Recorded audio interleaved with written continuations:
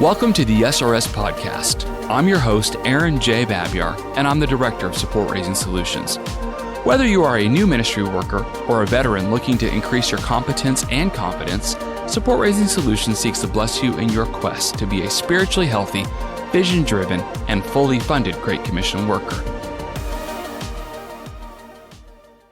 All right, I'm coming to you today from Asia in a closed country. And I'm honored actually to have a few different guests. They're all teenagers. There are 3 of them, and they're all third culture kids, meaning they're growing up in a country that is different from the country that their parents grew up in. In this particular case, all 3 of these young ladies' parents grew up in the United States. They have all spent time in the United States and grown up some in the United States as well, but they spend the bulk of their time in Asia. So anyway, welcome, ladies. Hi. Hi. So, I'm not using their actual names, and we've been debating for several minutes which names to use, and so I told them I'm just going to make it up if we think of one, but it doesn't really matter for the sake of the podcast, but we just wanted to kind of talk about support raising and being a teenager and being in a third culture and all that kind of stuff. And so it's just kind of a free-flowing conversation. So first of all, 2 of you are sisters, correct? Yes. Yes. Okay, can you just tell me what age you are? I'm 14. Okay, in what grade? In 9th grade. In 9th grade. And you attend an international school, correct? Yes. Okay, and yourself? I'm 16 and I'm in 10th grade. Okay, great. And yourself? I'm 15 and I'm in 9th grade. All right, so we have a few different young ladies here that, quite honestly, I used to be a youth pastor and I've hung out with teenagers a ton. And you guys seem pretty well adjusted. You just kind of seem like normal, happy, fun teenagers. So just like right now, I'm talking to you and you're making funny faces. So that's great. So anyway, let me ask you this, because, a lot of the people that listen to this are either raising support or they're thinking about raising support. Not all of them are parents, but some of them are going to be parents, or maybe they have toddlers right now and they're thinking about the future and having kids and living in a third culture and trying to raise support. And we could have a lot of different audience members, but I'm just curious, for all 3 of you, it doesn't have to be your earliest memory necessarily, but what's one of your first memories of being involved with your family when your parents were doing some support raising for the ministry that you're a part of? Any one of you could go first. I don't know if this is my earliest memory, but when we were in the States, my parents would raise support and they would just go to a lot of different restaurants and meet with their supporters, and we would just sit at a different table and eat and order from the same restaurant. And, okay. Yeah. So you'd often be with them, but just not necessarily a part of the conversation. Yeah. Okay. Or sometimes we would sit with them and just be there. Okay. Do you recall about what age you were? Maybe, I don't know, 10, yeah, okay. Maybe 10 or... Okay, all right, great. And yourself? I think, we've grown up doing this a lot, always going with our parents to just be there if they're trying to raise support. But I think one time I really kind of felt like we were raising support was when we were moving back to here. Okay. So that's right. You lived back in the United States. Yeah. United States for a number of years, right? Mm-hmm. Okay. All right. So we had to really raise a lot of support so that way we could be able to afford going to our school and just moving in general. So. Right. Yeah. And I'm actually in the home that your parents are in right now here in Asia, and I know that your parents don't live lavishly, but I am certain that given where this is, it wasn't a cheap place to pay for. So I'm sure they did have to raise a lot of support, but it was necessary because the vision behind the work that they're doing is incredible. But it's not cheap. So it was very necessary for them to raise that support. Tell us a little about your situation. What's one of your earlier memories with raising support with your parents, or were you ever a part of it? When I was about maybe 4 or 5, I just remember going to people's houses, and I would always play with their kids. My Okay. parents would like talk in the living room about support. Okay.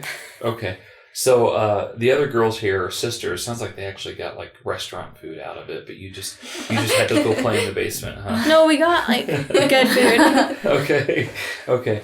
So let me ask you, as you've been kind of growing up, it's been normal for you. You've always kind of been around it. So when you think about the idea of raising support, like, does that freak you out at all? Is that scary to you? Does that seem normal to you? Do you have any feelings at all about it? Like what are your thoughts? Let's just go like in a little bit of a circle here, since we're kind of sitting in a circle, the four of us. What are your thoughts or feelings about the idea of raising support? I used to think it was really scary because I was like, wow, that's a lot of money that we have to like raise and stuff. Okay. But now, I mean, I've been doing it with my parents, maybe not quite as involved, Mm-hmm. but then I got the chance to actually raise my own support, and so Yeah. now it's more like, I'm like used to it now, sort of, even though it's only been like once. Well, I'm going to come back to you on that because I want to hear more about that. But let's carry on. Yeah, I used to think it was just like strange. I was like, how do you raise that much money? Like, that's a lot. Okay. And I mean, it just like felt normal. I mean, like the whole process and everything, but I was just like, how do you even like begin to raise that much? Sure. I have $3 in my piggy bank. Now, did your parents share their budget with you too, as far as how much they were trying to raise? Sometimes. Yeah, sometimes. Okay. All right. So early on, you realized that they were doing something significant for the kingdom, Yeah. but that it would definitely took a lot of work. Yeah. Yeah. Okay, great. And yourself?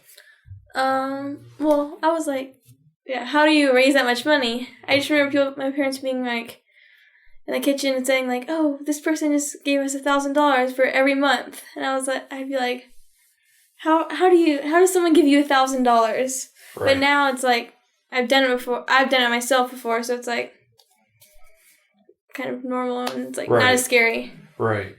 So you've all had some feelings about it in the past, but now you've all had some experiences with it as well, and it doesn't seem like such a strange, bizarre, scary concept. Would that be right? Yeah. Yes. What do you think, and any of you could answer this, what do you think kind of changed for you, at least in your heart or in your mind? What was the thing that made you go, oh, wait a minute, this isn't scary. This is cool. This is something where other people get to be a part of something that's like big and awesome. Like, what changed it? Oh, it's almost like changing a channel on a TV for me. Like, what changed the channel in your heart or mind? Well, last year, like I sent out letters for support, and then it came in so fast, and I was just like, whoa, God must be doing something. Okay. He must be helping me raise this money to do this. Right. I want to point out a resource that not all of our listeners have probably read. If you're eager to work hard to develop a solid, faithful support team to undergird your ministry for the long haul, you might want to pick up a copy of the book called Viewpoints. It's compiled and authored by Steve Shadrack, and this book called Viewpoints is filled with encouraging case studies and anecdotes that will encourage you in the support raising process. You can pick up Viewpoints at cmmpress.org, where you can receive a 10% discount if you use the code SRSPodcast. Okay, this is a good time to kind of throw this in. Your parents aren't requiring you to raise their support for them, right? No. Okay, you've all been given an opportunity to be a part, even though you live in a closed country and you, as a way of life, are already part of a significant mission. You also are getting an opportunity to be a part of like a short-term mission where you're actually leave this area and go to somewhere else. Is it with your school or with your church or something like that? You don't be specific, but would that be accurate? Yeah. Yeah. Yes. Okay, good. And so through that organization, they said, hey, we're going to go do this significant mission thing, but if you want to do it, you have to raise support yourself. You as teenage girls have to raise support, right? Mm-hmm. Yeah. Yep. Wow. That I can see how that would be a little intimidating at first. Yeah. Did you have anybody in your class or at school that was like, no way, man, I'm not doing this? I Go ahead. I had a friend that was just like, I don't see why you would want to be away, and like that just is a lot to raise, and it doesn't seem realistic. Mm-hmm. Okay. But yeah, that's Right.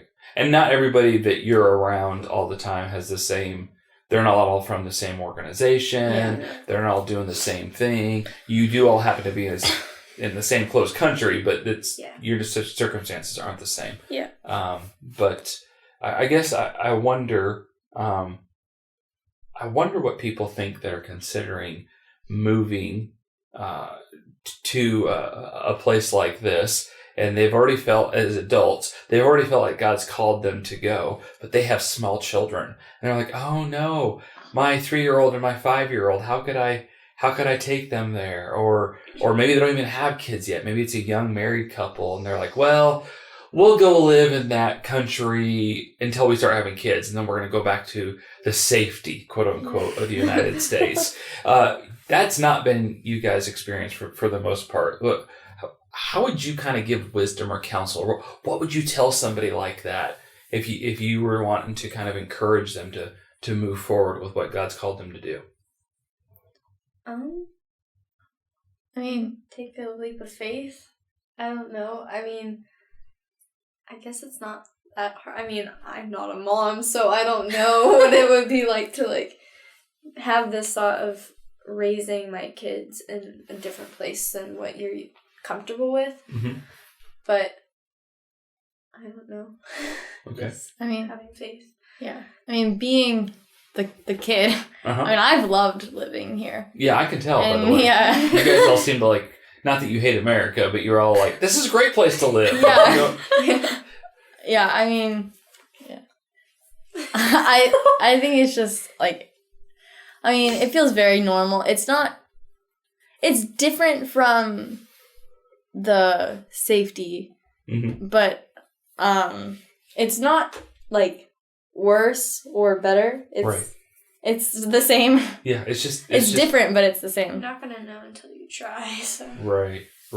You don't feel like upset at your parents that they didn't raise you back in the United States. No, not at all.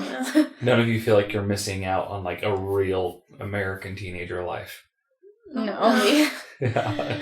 Okay, good. Well, I've never known any different. Okay. Yeah, that's true. Okay. Yeah. So have you not lived back in the States extensively at all? 6 months. 6 months. Okay. So some furlough type things, correct? Yeah. How many of those do you remember? 1. You only remember one. Yeah. The last, so one was in 6th grade, and then one was in I was 2. Oh, okay. But you have another one coming up soon, is that right? Yes. When is that going to happen? Next year, 10th grade. Okay. So you're going to spend part of 10th grade back in the United States.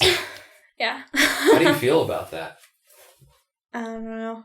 I don't either. It's like, oh, like different things. Like my classes are all gonna be different because I can't take a foreign language class Oh, sure. because like they probably don't have it there. Okay. Yeah, so it's like, I don't know. I'm worried about different things like that, or like making friends in America. Sure. Yeah, I think it's probably pretty normal to be like, wait a minute, this is where I am is kind of home, and America is a nice place to visit, but that's not home. Yeah. Probably how you're feeling at this point. You're just as American as my daughter that's about the same age as you. So it's very interesting how that works. Okay, so tell me a little bit more about this opportunity that you've had to raise support. You three have all had an opportunity to invite others to be a part of your personal short-term support team, correct? Yes. Yes. Has that gone okay for you? It's going good. For the Yeah. most part. Yeah. It's been Yeah. good. So, tell me a little bit more about that. Any one of you, give me a little more information as far as what you did to actually invite others to partner with you in this little thing that you get to be a part of. Well, all of us, we wrote support letters and we sent them out, and then it all like just came in so fast. It was cool to see how like people were so interested in like wanting to support us to go to these places. Okay. It's really encouraging. Yeah. Tell me a little bit about who you sent the letters to. Not their names, but was it just people from, the United States, or were there people from other countries? Like, who were these contacts? I mean, you didn't just write letters to grandma. You sent them to other people, right? Yeah. It's like friends in the States and like family and friends like here or even in other places that Okay. we wouldn't necessarily call home. Okay. All right. Great. So you guys didn't just send letters to rich Americans, quote unquote, but you had contacts and friends and people that you know now that are in other countries, partly because you guys have gone to an international school, right? Yeah. So you have a wide network of people you know. Yeah. Okay. Well, we know that sometimes in missions there's a lie out there that only America can fund mission type opportunities. What would you say to that? What would you say to someone said, well, you can only do fundraising if you're asking Americans? What would you tell somebody that thinks that? It's not true. Anyone can support you. It doesn't have to be a lot of money that they're giving you. Right. Even if it's just a little bit, it's still support and it still helps you reach your goal. Yeah. Yeah. And all of us sent letters to people here, and we all got support from them. And So that's you helped raised us. support for a Christian missions opportunity from within a closed country to other Christians that also live in the closed country, correct? Yes. Correct. That's great. That's awesome. Very cool. Very cool. So now we're kind of stepping out to the future, and I'm not telling you what you're going to do or not going to do in your life. But like I already said, you guys are very, as far as I'm concerned, very normal, awesome teenagers. But as you kind of dream about the future and this really awesome work that your parents were called to, are you thinking, I kind of want to do something different? Are you thinking, yeah, I want to do something just like this? Are you thinking, I have no idea, man. Why are you asking me this question? I think a little bit of both. Like, I kind of already have an idea of what I want to do with the rest of my life. But at the same time, it's also like, I also want to do what my parents do, because it's really cool how they get to work with different people around the world and get to raise support and go to these places. Okay. How will you know? I don't know. Okay. God will lead me to make a decision. Say that. I'm sorry, I couldn't hear you. God will lead me. I Oh, hope okay. at least. Okay. No, I think To that's a really make a mature decision. response. Okay. What about yourself, ladies? Thoughts? Well, when I was little, I was like, I'm always gonna do. I want to do exactly what my parents are doing. Okay. But now I'm not so sure. Okay. Like, I kind of just want to. I don't know. Yeah. Still kind of thinking about it? Yeah. Okay. That's fine. And again, I don't expect you to have all these answers. I don't know very many people who are 14, 15, 16 that are like, and here's God's plan for my life. So I don't expect that out of you. But I'm just curious, as far as what you're dreaming and thinking about. Anything to add? For me, it's kind of opposite. When I was younger, I was like, I don't know why I would want to do that. Okay. But now I'm like, it's such a cool thing. I mean, obviously, I don't know for sure, but like, Sure. yeah, I'm definitely more like leaning towards that than Okay. my younger self's thoughts. Right. Okay, so let's, just for the fun of it, what do you think maybe God's going to have you do with your life, even if he says, hey, I don't really want you to be in full-time missions right now. I want you to go do something different. And I'm not saying he's going to do that. In fact, I wouldn't be surprised at all if he did. And I wouldn't be surprised at all if he said, yeah, I let you be in these awesome families because I also want you to do the same work someday. So we're not trying to figure out what God's telling you to do or not. But right now, in this moment in time, as teenagers who are growing up in a family that raises and lives off support, if you were to do something else 5, 10, 15 years from now and it wasn't something missions focused, what do you think it might be? Like, what's one of your interests? And I'm not going to hold you to this. I'm not going to come back to you in 10 years and make sure that you're doing it, okay? Well, I mean, I wanted to be a teacher since I was really young, and I still want to be a teacher, so Okay. I'm hoping that I will become a teacher. Okay. So, I mean, who knows what will actually happen. Right. Yeah. Very cool. I have no idea. I've always thought That's about like fair. maybe being like a lawyer, but I don't know. Sounds so. Okay, that's a great idea. No, that's fine. Very Yeah, fun. I've always wanted to do something with math or like law. Okay. So like a lawyer, or I wanted to major in statistics. Oh, really? Statistics. Okay. Okay. Very cool.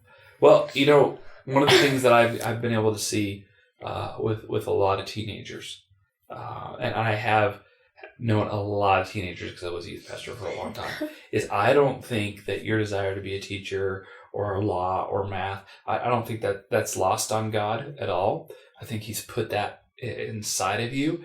And in some way, shape, or form, He's probably going to use that for His glory at some point. Whether you are actually get, a law degree or not. But maybe you will. Maybe you'll end up working with like International Justice Mission or something awesome like that. Maybe you'll become a teacher and you'll be in a country where they need teachers and they let you in because you're a teacher. And meanwhile, you get to bring Jesus right along with you, right? And maybe you're going to be the statistical person, that's going in and running the stats on figuring out how to reach the unreached people groups and where they are and what's going on with them. And maybe it won't be missions oriented, but I do think God is definitely using the three of you and not just your parents. I think He's using you already. Yeah. And this is definitely not a thing where you have to wait till someday when you're an adult and you're so old because you're 18 and then God will use you. I think He's already using you. And I've seen it in the joy you bring in your parents. And I've just seen it in how you make others, and particularly me, laugh. So I've appreciated my time with you. And I just love hearing your perspective even on support, because that's normal. That's normal to kind of wonder about it and how God uses it for families, and how He even moves you from fear to have a more of an understanding of a partnership that you get to have with people. So, well, I think we're going to wrap up the podcast, and I know this has not been a normal podcast for SRS, but I am very thankful for these three young ladies and their willingness to sit down and have probably the longest, most serious conversation we've had in several days. But thank you, everyone, for listening, and God bless. Thanks for joining us for this episode. We would love to hear your ideas for future content. Please visit supportraisinSolutions.org/feedback to share your thoughts and questions. Also, wherever you download your podcast from, be sure to subscribe for future episodes and come back each week to gain more insight into the process of building and maintaining your personal support team.